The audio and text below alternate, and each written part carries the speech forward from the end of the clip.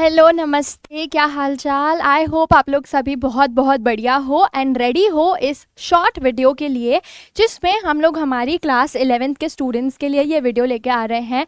And आपके जो quarterly exams हैं, मतलब आपके जो त्रैमासिक एग्ज़ाम्स हैं, उसको टारगेट करते हुए हम लोग करने वाले हैं बहुत बहुत सारे question and answers along with grammar. Now previous बहुत सारी क्लासेस में मैंने आपको अनसीन पैसेज, मैंने आपको लेटर, नोट मेकिंग, ये सब करवा दिया। अगर आपको अभी भी उसमें डाउट है कि वो कहाँ है, कहाँ मिलेगा मैम, तो आप हमारे हिंदी मीडियम चैनल पे जाओ, वहाँ आपको वो चीज़ मिल जाएगी। अब हम लोग फोकस कर रहे हैं हमारी ग्रामर और क्वेश्चन एंड आंसर्स पर सबसे ज़्यादा। बिगिन करते हैं फर्स्ट क्वेश्चन से। इसमें fill in the blanks choosing the correct answer from the given option. तो आपके पास ऑप्शन है, उसमें से अप्रोप्रिएट आपको क्या है आंसर चूज करना है। The train left half dash hour ago. अब हाफ आर, ये जो आर है इसको अगर हम हिंदी में बोले तो हम इसको ऐसे बोलेंगे, हाफ आर। क्या ये कोई वॉवल की साउंड दे रहा है? बिल्कुल दे रहा है। तो यहाँ पे हम लोग क्या लगाएंगे, हाफ एन आर अगो। ठीक है। The bus dash late come late at the bus stop today. The bus may come late, can come late या might come late। तो may और can परमिशन के केस में भी यूज़ होता है, पर might assumption के केस में यूज़ होता है, या जब हम किसी चीज़ का अंदाज़ा लगाते हैं वो भी बहुत कम चांसेस के साथ, मतलब 30-40% कोई चीज़ होने की जब संभावना है, तो इधर आंसर क्या आएगा, might। ठीक है। How dash milk do you buy daily. Now milk कौन सी कैटेगरी में आएगा, काउंटेबल या अनकाउंटेबल? तो मिल्क अनकाउंटेबल नाउन है हमारा, तभी इधर आंसर में हम लिखेंगे मच, क्योंकि मच आता है किसके साथ, हमारे अनकाउंटेबल नाउन्स के साथ। तो सही आंसर इसका क्या है, मच। ऑप्शन में आपके पास मैनी भी है और एनी भी है, तो मैनी आता है काउंटेबल चीज़ों के केस में। जैसे अगर होता how dash books do you buy daily, example दे रही हूँ, तो हाउ मच बुक्स फिर नहीं होता, फिर क्या होता, how many books do you buy daily. I have dash books in English. I have a little, any, few. तो फ्यू बुक्स सही आंसर होगा इसका। वाई? बिकॉज फ्यू आता है किसके केस में, काउंटेबल के केस में। नाउ बुक्स क्या है, काउंटेबल है। लिटिल होता है अनकाउंटेबल के केस में, जैसे little water, little sugar, little milk, वैसे केस में। Again I must start dash dawn to reach at the station in time. Now ये क्वेश्चन आपका होमवर्क क्वेश्चन है, आंसर करो कॉमेंट्स में अभी के अभी। आगे बढ़ते हैं। Do as directed. तो आपके ना एग्जाम में दो टाइप के क्वेश्चन आते हैं, एक होते हैं गैप फिलिंग के क्वेश्चन, एक होते हैं डू एज डायरेक्टेड के क्वेश्चन। गैप फिलिंग में ऑप्शन है, गैप को फिल करना है, appropriate fill in the blanks. Do as directed में आपको क्या करना है, आपको रीराइट करना है जो भी सेंटेंस बोल रहा है उसके बेसिस पे। जैसे कि फर्स्ट क्वेश्चन है, Atul purchased a house in Raipur. इसमें वॉइस चेंज करनी है। वॉइस टू टाइप्स की होती है, active voice and passive voice. Active voice क्या होती है, जब हमारा फोकस हमारे सब्जेक्ट पर होता है। यहाँ पे परचेज्ड वर्ब है, किसने परचेज किया, अतुल ने, तो अतुल हमारा सब्जेक्ट है। रायपुर में एक घर परचेज किया, तो ये हमारा क्या है, ऑब्जेक्ट हो गया। अब यहाँ पे हमें फोकस कर देना है हमारे ऑब्जेक्ट पे। जैसे कि a house was purchased bye, हमेशा बाय सब्जेक्ट। हमारा सब्जेक्ट कौन है, बाय अतुल इन रायपुर। तो ये आंसर हो गया। क्या किया मैंने ऑब्जेक्ट को आगे कर दिया, सब्जेक्ट को पीछे कर दिया। इन रायपुर मैंने क्या रखा, सेम रखा। The box is very heavy, I can not lift the box, I can not lift up the box. The box is very की जगह पे हमें लिख देना है सो दैट। ठीक है, क्या करेंगे, the box is so heavy, है ना, सो हैवी दैट, ये वाला पूरा सेंटेंस आ जाएगा इधर, that I can not lift up the box. अब इसमें हम क्या करते हैं, इसमें रूल ये है कि आपका जो वेरी वाला वर्ड है और ये सो है, उसको क्या करना है, वेरी को सो से रिप्लेस कर देना है, और जो भी रिजल्ट है आपका कि बॉक्स भारी है इसलिए नहीं उठा पा रहा, वो दैट से क्या कर देना है, कंबाइन कर देना, मतलब दैट लगा देना है एंड सेंटेंस दूसरा वाला इधर रख देना है। We enjoy listening old film songs. अब इसमें क्या करना है, नेगेटिव, मतलब कि मीनिंग बदल सकते हो आप यहाँ पे नो नॉट नेवर लगा के। So we do not enjoy, क्या, we do not enjoy, meaning change कर सकते हो, we do not enjoy listening, आगे क्या है, ओल्ड फिल्म सॉन्ग्स। तो ये हमारा आंसर हो गया। As soon as the bell rings, the boys run out। जैसे ही बेल बजती है बॉयज़ बाहर चले जाते हैं। अब आपको यूज़ करना है नो सूनर से।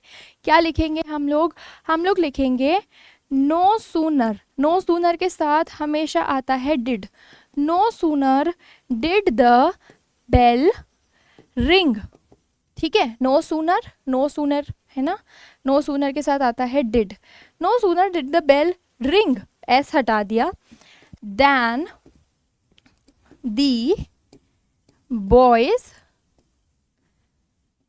ran out। तो इस रन का हमने यहाँ पे क्या चेंज कर दिया, टेंस भी चेंज कर दिया, और ये वाला जो सेंटेंस है हमारा, जो दूसरा वाला सेंटेंस है, उसको हमने दैन के साथ क्या है, कंबाइन कर दिया। और दैन मैंने अपनी मर्जी से नहीं लगाया, यहाँ पे गिवन था कि दैन यूज़ करना है। Okay, Amit wants to buy many books.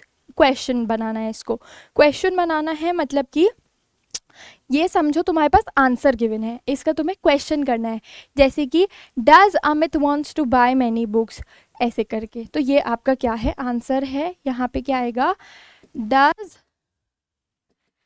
Amit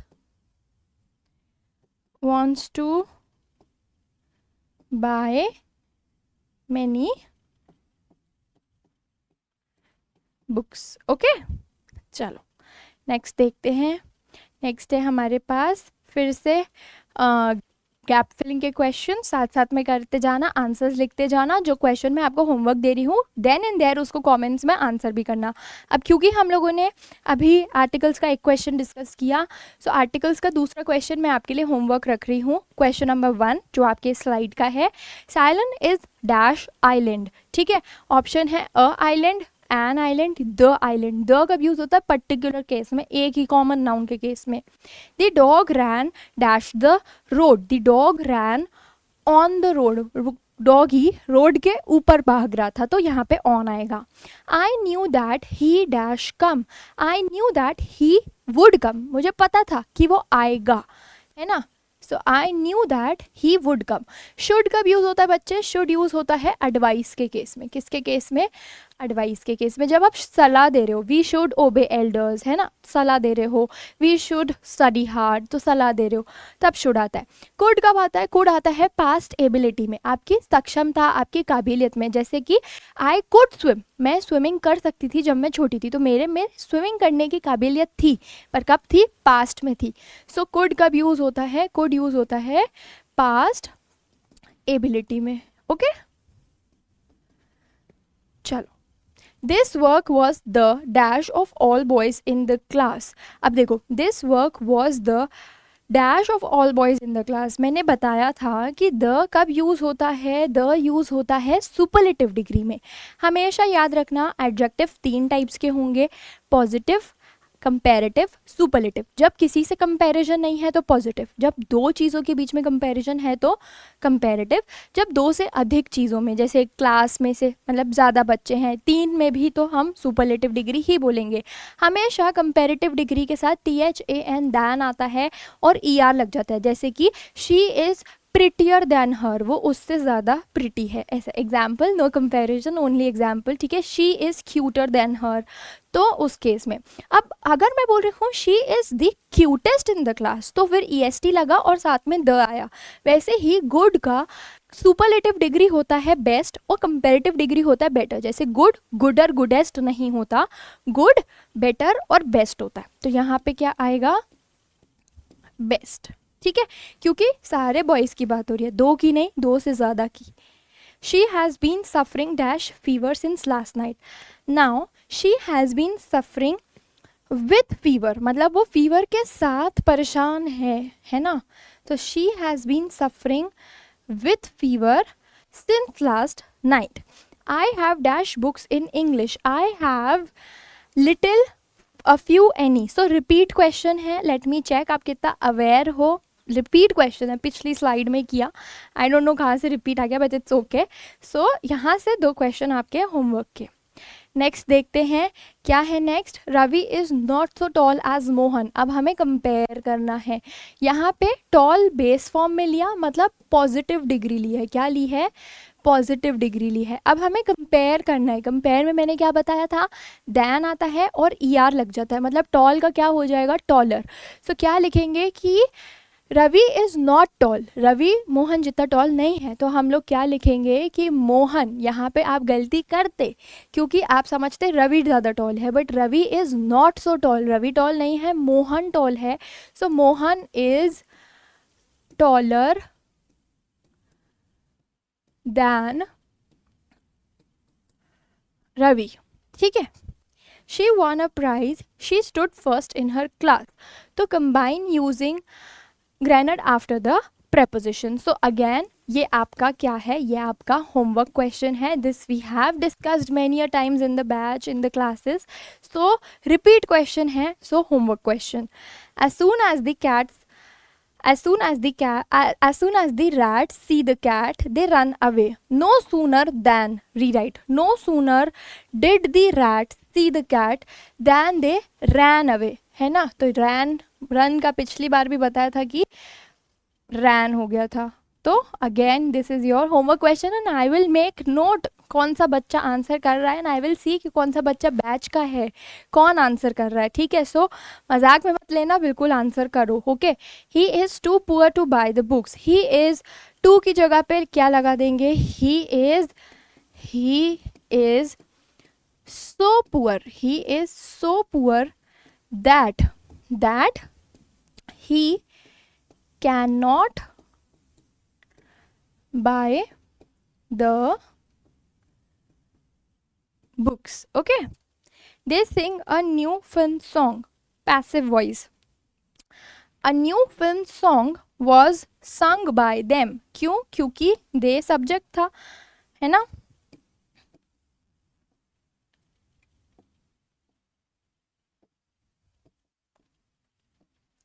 A new film song was sung by them. I know everything. Question. Again हम क्या ऐड कर देंगे, do. Do I know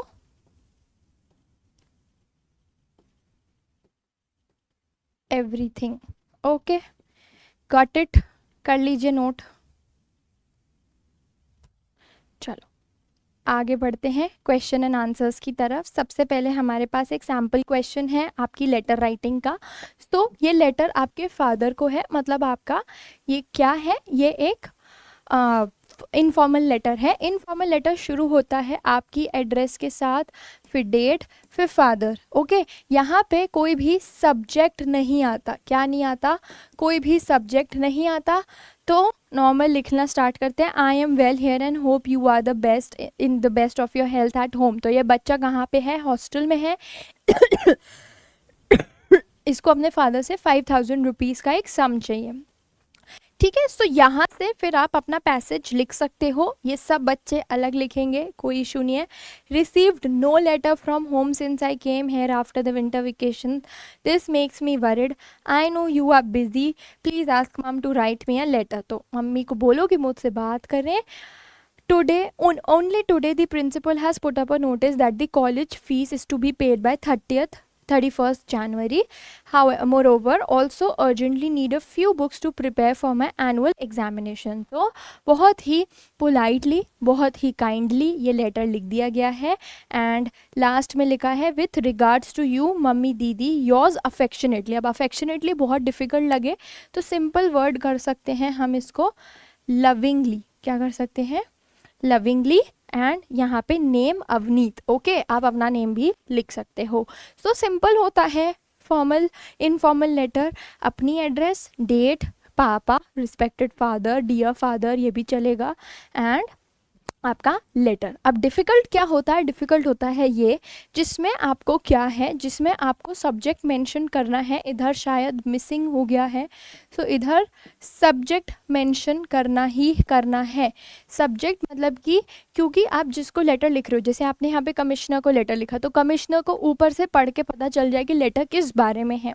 81 देवनागन नगर रायपुर 20 सितंबर to municipal commissioner Raipur. Subject missing था, मैंने बताया सब्जेक्ट लिखोगे आप। क्या है कि आपके पास आपकी एड्रेस है, तो आप लिखोगे आपकी एड्रेस, डेट, फिर रिसीवर्स एड्रेस। उसी के साथ आपको क्या करनी है? कंप्लेन करनी है मलेरिया केसेस की। तो सब्जेक्ट क्या लिखोगे? Complaint letter regarding malaria cases. ठीक है, तो ये चीज़ आप लिखोगे। अब फिर वही पैसेज लिखना है, short and sweet and simple, कि मेरे को ये आप तक पहुंचाते हुए, I regret to bring this to your notice that malaria cases have been raising in the area. मतलब हमारे एरिया में मलेरिया के केसेस बहुत ज़्यादा बढ़ते जा रहे हैं।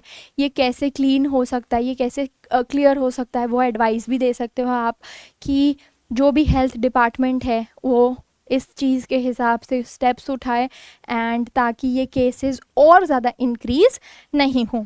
लास्ट में क्या लिखेंगे? Yours faithfully Ramesh. नाउ आपका नेम गिवन था, वही नेम आपने लिखना है। ऑल्सो भले आप गर्ल हो भले बॉय हो, बोर्ड में इस चीज़ का फ़र्क नहीं है, जो नाम गिवन है वो लिख देना। अगर 2 गिवन है, एक गर्ल का एक बॉय का, देन गर्ल का लिखना।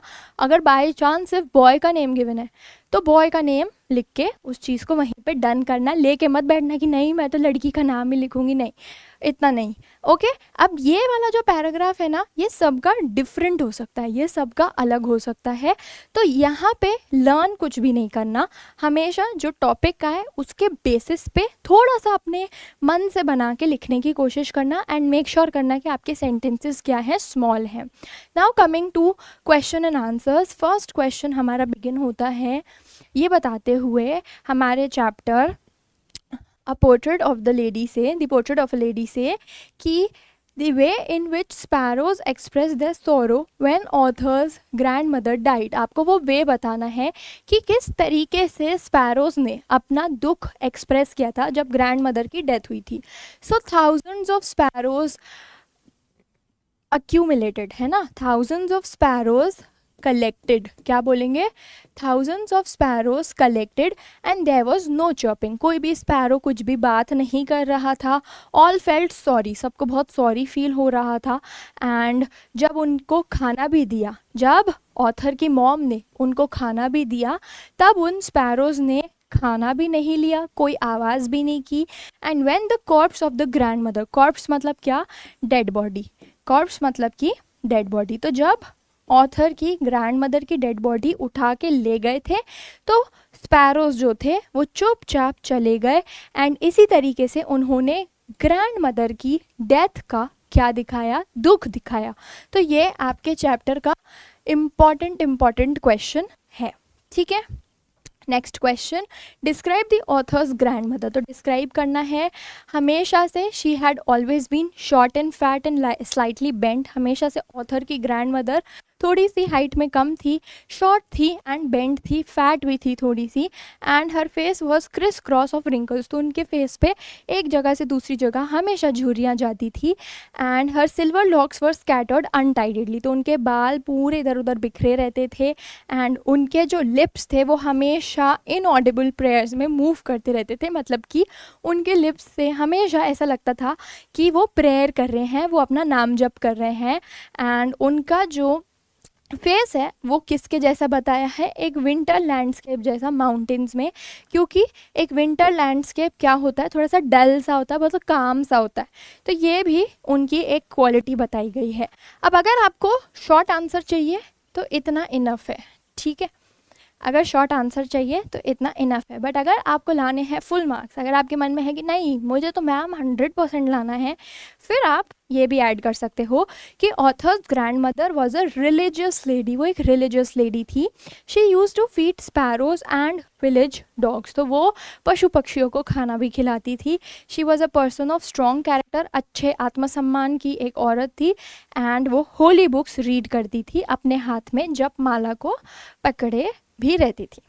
Next question, why did the grandmother carry stale chapatis with her? तो स्टेल चपातीस मतलब क्या होती हैं? रखी हुई चपातीस, नॉट फ्रेश चपातीस। तो क्यों कैरी करती थी?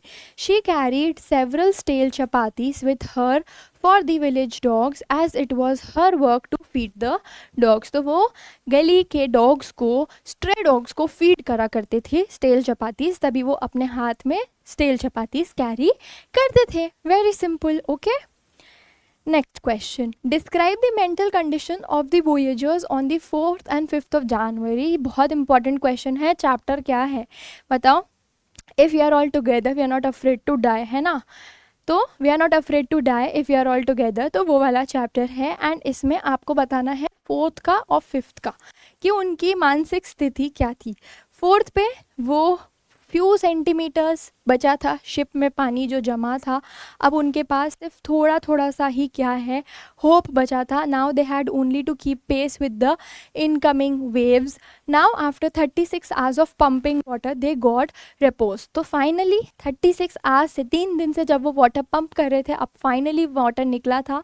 4th को ही उन्होंने अपनी पहली मील खाई थी, अपना पहला खाना खाया था बहुत दिनों में, 2-3 दिनों में। एंड जैसे ही उन्होंने अपना फूड वूड फिनिश किया, फिर से जो आंधी तूफान है, फिर से जो हवा है वो वापस आ गई। तो ये 4th की बात है। 5th की बात करें अगर अपन, तो जो उनकी सिचुएशन थी वो सुबह होते होते एंड डॉन के समय तो और ख़राब हो गई थी। जो चिल्ड्रन थे वो गए थे अपने पापा को चेयर अप करने की, dad we can do it, ऐसा कुछ भी नहीं होगा। तो आप अगेन इस क्वेश्चन को क्या है, शॉर्ट कर सकते हो, यहाँ से लिख सकते हो जहाँ से अंडरलाइन किया, एंड बता सकते हो कि जो चिल्ड्रन थे वो बहुत गुड स्पिरिट में थे, वो अपने फादर को बहुत ज़्यादा वेल विशेस दे रहे थे, अच्छे से सपोर्ट कर रहे थे। And in the evening the captain sat with his wife Mary holding her hand, more and more water was coming in and both felt that the end was near. तो 4th को ये हालत थी। 5th को उनको लगा कि अब तो गए, अब तो हमारा अंतिम समय है, क्योंकि कोई हालत नहीं दिख रही सुधरती हुई। तो ये आपका क्या है, इम्पॉर्टेंट क्वेश्चन है। अब इसमें से अगर मैं आपको शॉर्ट करके दूँ तो आप ये वाला पोर्शन है, ये वाला जो पोर्शन है ये आप कट कर सकते हो, ठीक है? लेंदी होगा बेमतलब में आंसर, कोई मतलब नहीं है, इधर से फिर ही से कंटिन्यू कर सकते हो। सो ये अप्रोप्रिएट एक छोटी साइज का आपका क्वेश्चन है।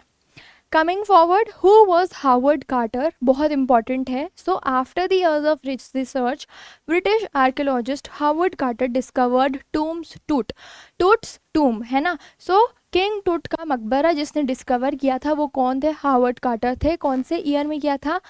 1922।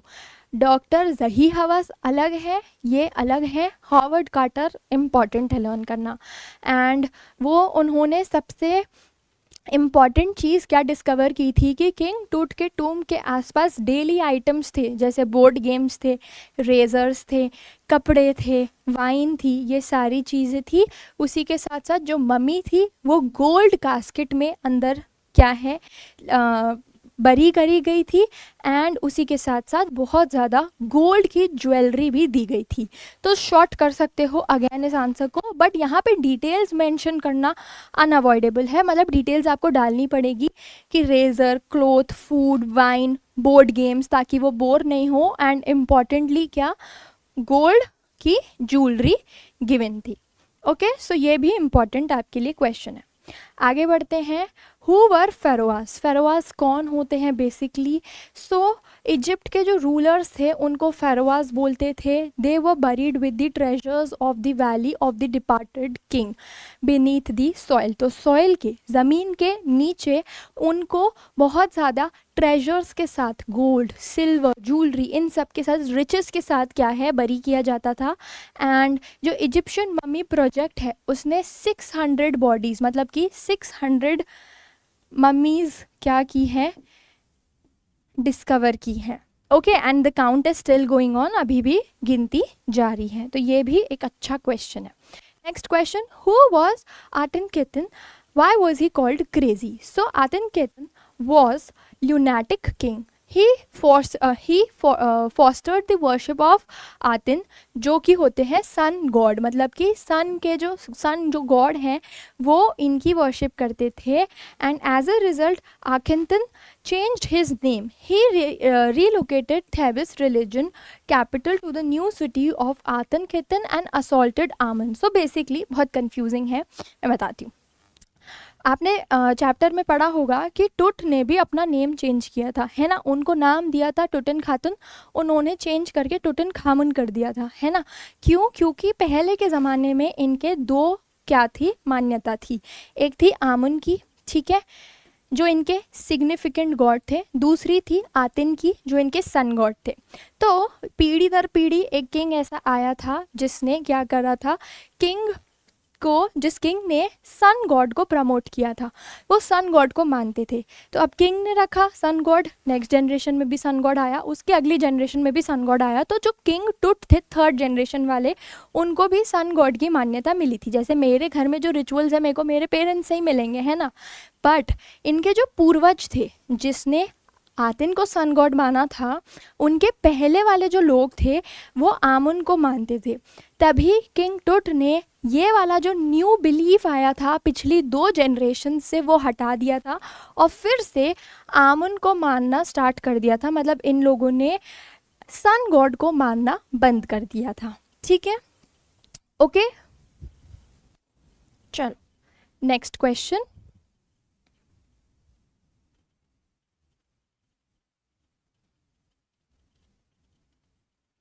हाँ, why does the Lebanon tree become yellow in the month of September. तो सेप्टेम्बर के महीने में ये जो ट्री होती है येलो कलर की, वो ये जो ट्री है वैसे भी वो येलो है, बट सेप्टेम्बर में ये बहुत ज़्यादा ड्राई हो जाती है। फिर भी थोड़ा सा स्प्रिंग टाइम में ग्रीन होती है, बट ये और ड्राई हो जाती है। क्यों? क्योंकि मंथ ऑफ सेप्टेम्बर इस सेप्टेम्बर सनलाइट, इससे ज़्यादा आप बोल सकते हो कि वो ऑटम का मंथ है। किसका मंथ है? ऑटम का मंथ है।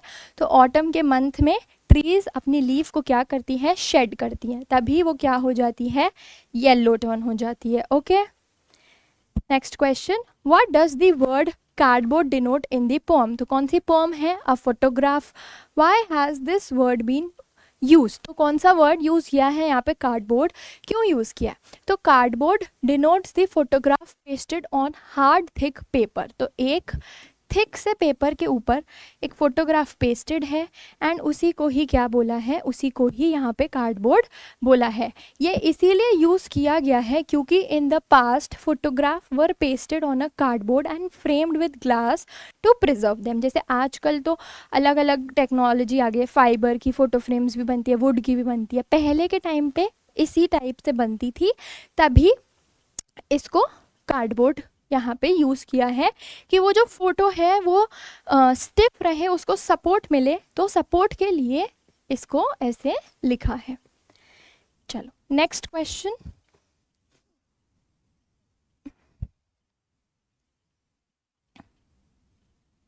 ठीक है, next question, what do you mean by sustainable development? now this is also a very important question कि sustainable development का मतलब क्या है। sustainable development इकलौता तरीका है ना, जो बच्चे चैप्टर पूछ रहे हैं, चैप्टर समझेंगे इतनी देर में, तो वो तो एलिंग प्लानट है ना। तो सस्टेनेबल डेवलपमेंट आपके इस चैप्टर में एक इम्पॉर्टेंट वर्ड है। क्या बताया है कि सस्टेनेबल डेवलपमेंट एक तरीका है डेवलपमेंट का जिसमें जो कॉस्ट ऑफ एनवायरनमेंट है, डेवलपमेंट के जो मेथड्स हैं वो ऐसे मेथड्स होने चाहिए कि हमारे आगे आने वाली जो जनरेशन है उनके लिए रिसोर्सेज कम नहीं हो जाए। अगर मुझे अभी ही बहुत कंस्ट्रक्शन करना है, ये करना है, मैं सारे फॉरेस्ट काटती जाऊँ, तो आगे आने वाली जनरेशन्स के पास कोई भी फॉरेस्ट, कोई भी लैंड अनयूज्ड नहीं बचेगा, है ना। तो वो यही बताते हैं कि the resources of the earth should be used with restrain, मतलब कि रिस्ट्रिक्शन, पाबंदियों के साथ हमें अर्थ के रिसोर्सेज को यूज़ करना चाहिए ताकि वो हमारी फ्यूचर जनरेशन्स को, so that they are available for our future generations as well. तो इससे तो डेफिनेटली क्वेश्चन एक्सपेक्ट कर सकते हो, बहुत इम्पॉर्टेंट है। चलो नेक्स्ट देखते हैं, the summer of the beautiful white horse से क्वेश्चन है, Murad was considered the natural descendant of this man. कौन है दिस मैन? दिस मैन है uncle Khosrove. Whose natural descendant was he? तो uncle Khosrove. The narrator feels, narrator कौन है? Narrator है अरम. अरम को ऐसा लगता है कि उनकी फैमिली में एक क्रेज़ी, एक थोड़ा सा ना पागल सा इंसान होता ही होता है. सिमिलरली इनकी फैमिली में, गार्गोलानियन फैमिली में अंकल खुसरोव थे, वो थोड़े से क्रेज़ी पर्सन. एंड उनके बाद वो जो तरीका देखने को मिला था, वो जो इरिटेटिंग बात, वो जो इम्पेशेंट तरीके देखने को मिले थे, वो देखने को मिले थे किस में? मुराद में. So Murad resembled his uncle in this manner. तो जो मुराद की क्वालिटीज़ थी वो अंकल खुसरोव से मैच करती थी. एंड तभी अंकल खुसरोव का क्या बोला गया है? डिसेंडेंट बोला गया है. किसको? मुराद को. सो इम्पॉर्टेंट क्वेश्चन है again. And narrator and author में प्लीज़ कंफ्यूज मत होना. नरेटर जो बता रहा है वक्ता, ऑथर जिसने लिखा है. नरेटर यहाँ पे अरम है. एंड अरम ने बोला था कि मुराद किसका है? नेचुरल डिसेंडेंट अंकल खुसरोव का. ओके चलो लास्ट क्वेश्चन बोलता है कि गार्गोलानियन ट्राइब की क्वालिटी कौन सी है जो फेमस है? सो ये जो ट्राइब है ये फेमस है अपनी ऑनेस्टी के लिए, है ना. वो बिल्कुल अपनी सच्चाई को ऊपर रखते हैं. कभी भी वो भले ही पॉवर्टी में है, भले ही गरीबी में है, कभी भी वो झूठ नहीं बोलते. एंड ये उनकी ट्राइब का प्रूफ है, एक तरीके से हॉलमार्क है. एंड ऑटोमेटिकली ऑनेस्टी उनके लोगों में होती ही होती है. सेम चीज़ हमने स्टोरी में भी देखी कि मुराद ने चीटिंग करके भी गिल्ट आ गया था कि हाँ यार मेरी ट्राइब इतनी फेमस है ऑनेस्टी के लिए और मैं ऐसी चीज़ कर रहा हूँ. So the Garoghlanian family is an American tribe. ये एक अमेरिकन ट्राइब है which is known for its honesty. Okay so with this we come to the end of our this class. I hope बहुत quickly आपको सारे important topics, सारे important questions मिल गए होंगे. I am extremely sorry अगर मैंने सारे चैप्टर्स कवर नहीं किए, बिकॉज हर स्कूल का पैटर्न अलग है. एंड ऊपर से सारे questions I tried my best की कवर हो जाए. मिलते हैं नेक्स्ट क्लास में. Till then stay tuned, happy learning, have a good day ahead. अच्छे से पढ़ाई करो. All the best, take care and bye bye.